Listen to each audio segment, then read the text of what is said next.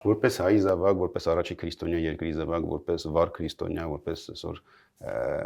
մի սերնդի զավակ, որոնք միլիոններով կոտորվել են, որ իրանց կրոնը պահեն, ես կարամ այս իրավիճակը մենակ դատապարտեմ այսօր իմ համար անհասկանալի բան է եկեղեցու շուրջ ինչ է կատարվում։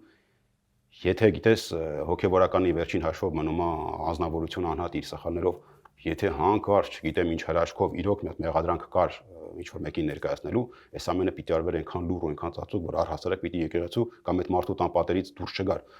բայց ելի եմ ասում, sense ինչ որ ցերեմոնիալ բան դարձնել, բան մենակ կարամ դատապարտեմ ու 10 ձեռքով ինչ որ ուրիշ խոսք չեմ կարող ասել։ Այսինքն սա ավելի մեծ վնաս հասցրեց այդպես, հա, այդ բարձրաձայնելը։ Բացարձակապես մենք այսօր գտնում ենք մեզ ատող երկրներով շրջապատված մեր վատը ցանկանալով երկրներով ենք շրջապատված այս պահին, մենք մեզ ինչ որ